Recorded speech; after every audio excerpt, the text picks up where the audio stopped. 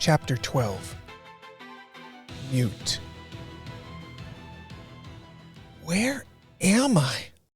Oh, my head. I can't see anything.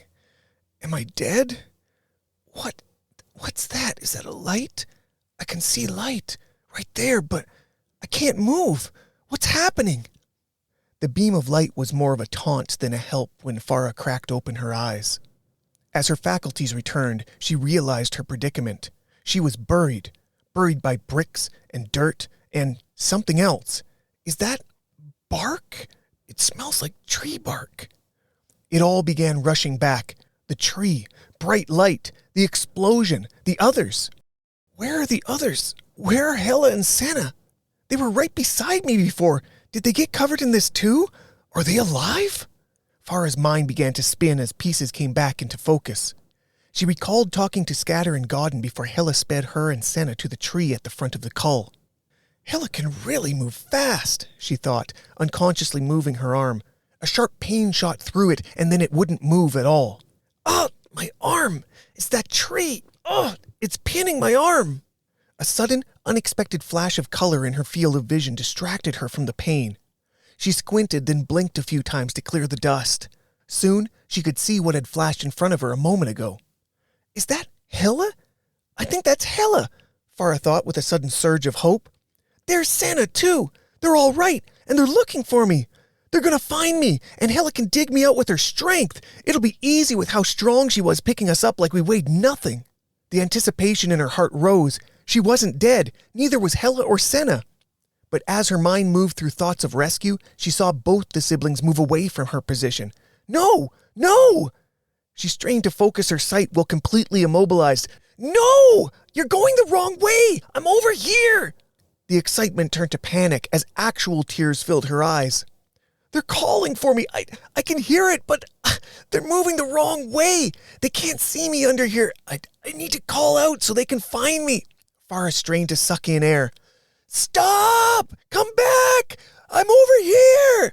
She screamed at the top of her lungs, or at least she thought she did. The weight of the debris on her back made it almost impossible to take a good breath. In fact, she was hardly breathing at all. I can't scream. I could hardly breathe. Oh no! Farah's already teary vision darkened as a feeling of vertigo surged through her. The makeshift enclosure that was holding every part of her closed in even more, as if that was physically possible. The air felt thicker, yet thinner all at the same time, like there wasn't enough of each musty breath that squeaked into her lungs. She began breathing through her thoughts, trying to center herself as they spun faster and faster. I've got to control my breathing, or else I'm going to. She closed her watery eyes and tried to slow her breathing. One breath, then out. Another breath, then out again. Slow it down, Farah. It's okay. It's okay. Slow it down. Slow your breathing down. The dizzy feeling abated as her breathing became more rhythmic and less shallow. As her equilibrium stabilized and her sense began to return to normal, she blinked her eyes back open again to focus on the tiny slit of light between the rubble. Is that Skature? They found him! Farah could see Hella shaking an unconscious Skature while Senna pulled on her sleeve. Is he dead or just knocked out? She couldn't tell as Hella changed angles and obscured her vision of the limp Thutan. Then Hella dropped him and looked at Senna. The look she gave him made Farah's blood run cold. He's dead. As soon as Farah thought it, Hella's countenance lit up and she picked Skature back up again. He's alive! Skature's alive! He made it too! Farah smiled. Once he gets his senses back, maybe he can help Hella search for me. They'll find me. I have to believe they will. Believe it, Farah. Don't give up. She looked back out of the slit of light, then strained to try to move anything. Come on. Move, Farah. You've got to help them find you. She closed her eyes and willed herself to make her body fight the weight entombing it. Just then, she heard a noise. Rocks toppling, or shifting, or something else. Did I do that? Did I do that? She trembled. Oh, please!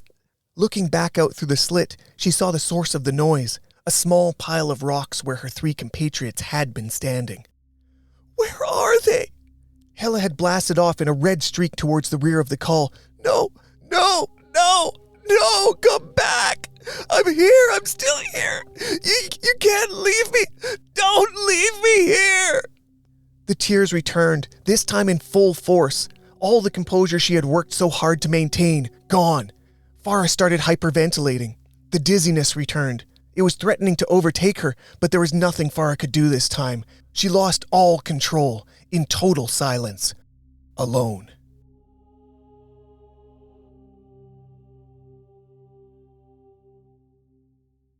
Keep looking!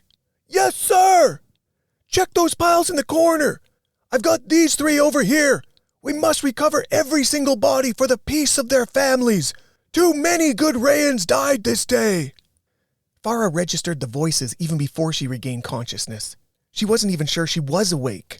Maybe this is all a dream, or maybe she died after all. Her tear-encrusted eyelids cracked open once more. It was all still there, the crushing weight, the inability to move, the shallow half-breaths, the slit of light. But this time, it was darker than before. Not night, but nearing it for sure. How long have I been out for? She wondered. Bricks and rocks shifted and scraped around her. Who's moving all the rubble out there? There's a tree in the middle of this one. I may need a hand raising it when I get there. Whose voice is that? I don't recognize. Then it hit her. The troopers. It's the Rayan troopers. Oh no, they're searching the rubble for bodies. Farah's previous hopes of being found were now completely at odds with who was most likely to find her. This makeshift coffin of hers now felt more like a fortress that her arch-enemy was breaking into, one stone at a time. And he was. The trooper assigned to the pile that hid her was pulling away stone after stone. She could feel the debris lifting off her. In the dimming sunlight, the blue hue from the trooper's asperite saber illuminated everything. Ouch! Farah flinched as a stone scraped across her hand. Wait! I may have something over here! It was the same voice. Farah attempted to move the hand that had just been uncovered. It moved. Nothing else was holding it down. Oh, we got a live one here! Her chin trembled. They found me! And more troopers are coming to get me! She tried to think of something, anything that she could do. Oh, Grom! Oh, Grom! Oh, Grom! They're getting closer! Farah felt a large rock on her arm lift. Through the widening gap, she saw the face of the Rayan trooper who was excavating her. Seeing her arm now exposed up to the elbow, he came closer, and closer, and closer. Time seemed to slow as his hand reached for her exposed arm. Then he grabbed it. Time froze completely. In an instant, Farah felt herself transported out of the rubble, out of the call, and to the outer wall of the 500 grid 10 years ago. The trooper's face became his face. That Grom-forsaken peaceman she had tried in vain to forget for the past decade. Oh, we've got a live one here. His voice, his face, his smell, the hand grabbing her arm. No, no, not again! No, no, no! The entire pile of rubble began to vibrate, causing the shock trooper to freeze for a moment and squint at something between the cracks of the 2 large stones. The last thing he saw were 2 wide, Thutan eyes burning crimson red. Kaboom! The pile erupted with the visceral force of Farah's lifetime of fear, transforming every chunk of debris that held her into a lethal projectile. Rocks, bricks, branches, bones, blood, dust exploded at high velocity away from her as if they were fleeing in terror. Dust hung thick in the air. Farah knelt down to the bare ground, free from all constraints.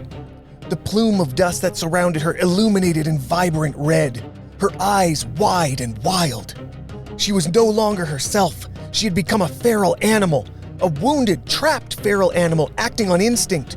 Her attention snapped to the enormous hole in the rear wall of the call the moment the dust started to dissipate. Its outline was clear in the light of the waning sun. Without a thought, she sprang with violent intensity towards it. There wasn't a thing or a person left in the call that could have held her back. She had escaped. She was gone. She was free.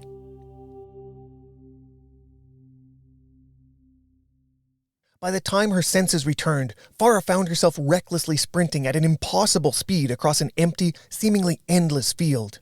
It was the wind, the first thing that helped her gain control of her being.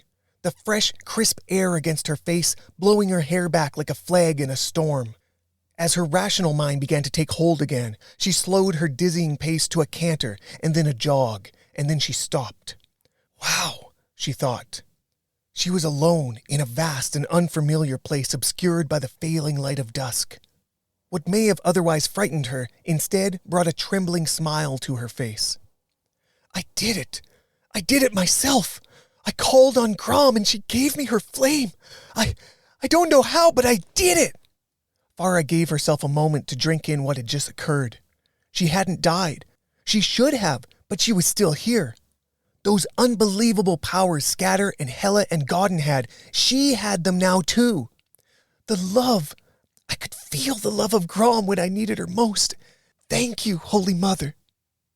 She once again felt the breeze of the open field pull against her. This time it sent a chill across her nape. The sun had set while she was taking in the moment. Night had begun. Looking around again, she could see the blue aura of Epole behind her in the direction she had come, but everywhere else, nothing. It was just black, in every other direction. She might have been free from her Rayan captors, but where should she go now? All of her cullmates had disappeared, but where did they go? Were they still running? Should she keep running? If so, in what direction? Think, Farah! Where would Hela go? She was the one carrying Skature and Senna. Or is Godden leading the way? Was he part of the red streak that left the call while I was pinned? She started rubbing her hands on the back of her arms to warm them up, thinking through her next move. One thing was obvious. She couldn't just stand there in the middle of some field while her friends were fleeing ahead of her and her captors were most likely in pursuit behind her. She closed her eyes, took a deep breath, and decided to keep running in the same direction. Loading up her legs at the knees to sprint forward, she leapt. What? Wait a moment. Farah had only leapt a half length in front of her. What should have been 10 or 20 times that distance was just normal. My flame, she thought, looking down at her chest. She held her hands in front of it and then in front of her eyes. No red, no light, it's gone. The chill she had felt before intensified. I let it go out. It's not there anymore. Oh, Farah, you fool. How could you? You had the power of the unvanquished flame and you let it extinguish just to look at an empty field. She chastised herself mentally, lost in a state of paralysis once more. Not from some pile of rubble this time, but from the weight of fear that gripped her. She was lost, abandoned and alone. She had no direction, no friends, and no more power than a tired, sore, and dehydrated 19-year-old girl. A sound broke her out of her misery. One she'd never heard before. It seemed to have come from the distance, somewhere in the dark. Like the sound of a stray dog howling at night, but much more ominous. It was monstrous and alien. Then another call broke through the air, as if answering the first. What is out there? Farah thought, hugging her arms now more out of fear than cold. The sounds increased, both in frequency and in number. Whatever those monsters are, there's lots of them. And they're talking to each other. I can't just stand here. Even if I can't use the flame anymore, I've got to find somewhere to hide, at least for the night.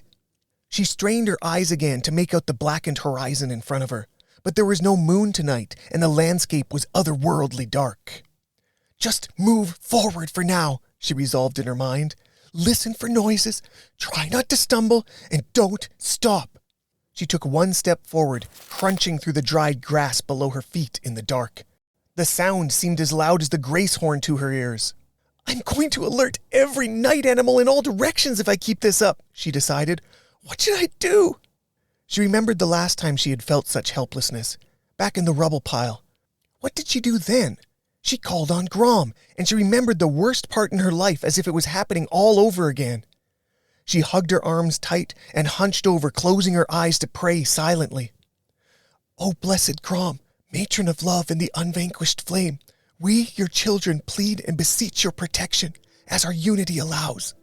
Glow strong in us, that the night may not hide the splendor of your love, a love unbounded and unbroken. Those words, the same ones Godden had spoken over them every morning of her life, they rang with precious meaning and vitality, as if she was hearing them anew. Farah opened her eyes, looking around like she was expecting Grom herself to be there with her. But she was still standing alone, helpless in the dark. But then, whoa! A rush of overwhelming intensity washed over Farah. She looked down again and could see the ground before her, emblazoned in red light. The flame! The unvanquished flame! It's back! Oh, thank you, Grom! Thank you! Thank you! As she thanked her deliverer from the depths of her heart, her flame surged. She then snapped her head suddenly to the left. What? Over there! It's coming from over there! What in Grom's name is that? She couldn't tell what or why, but she knew the intense wave was emanating from somewhere to her left.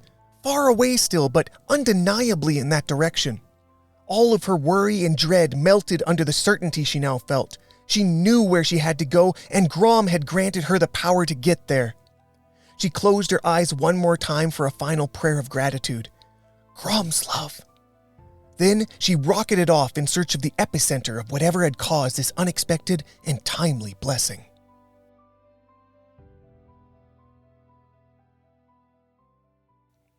Though the night was chilly and the speed Farah was sprinting made it all the chillier, access to the unvanquished flame gave her a sense of warmth.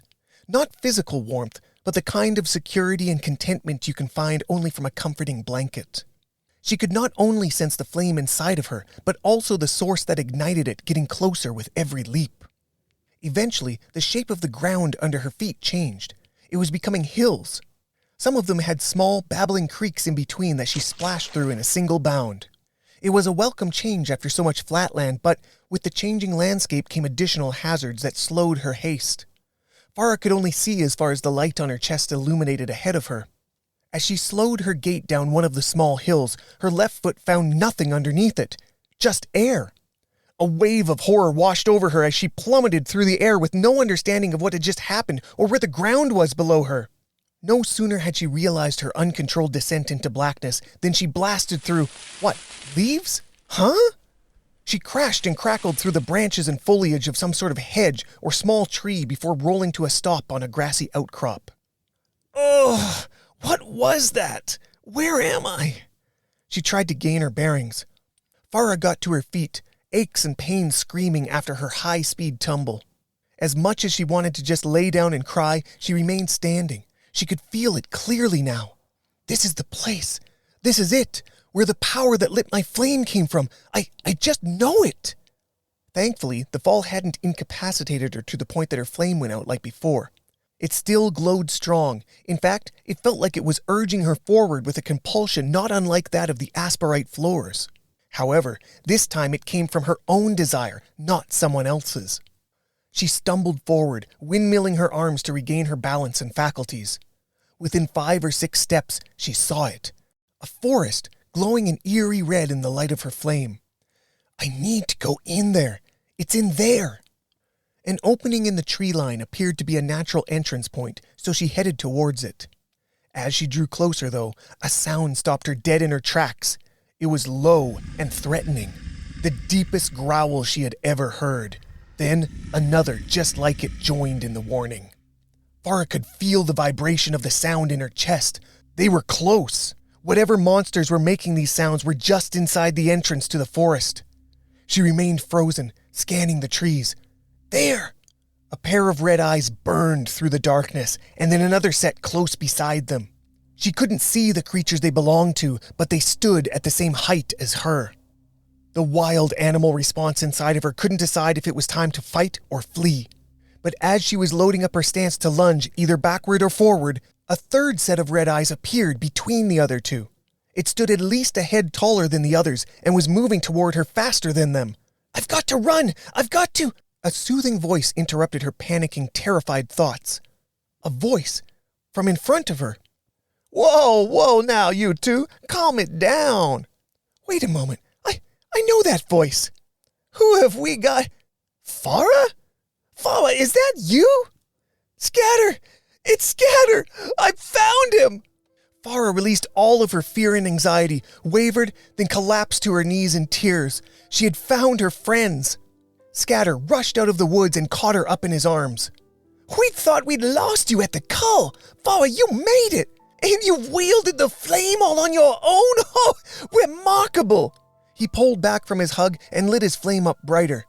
Farah opened her mouth to say his name, or to thank him, or to let it all out, but she couldn't. She wanted to. She tried to. Then she tried again, mouth agape, shaping the words, staring at Skature through puffy, tearful eyes, but nothing came out. Not a word. Her voice. It was just gone.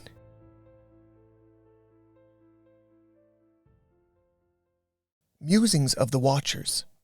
Between the outer wall and the Rayan capital of Ypol, there exists a secluded, secret cabin in a small, inconspicuous forest. Its ancient origins remain mysterious for two different reasons. Firstly, because its design is unmistakably Thutan, and secondly, because tales of its existence are documented all the way back to the lore of Thut, leading some to believe it might, in fact, predate him.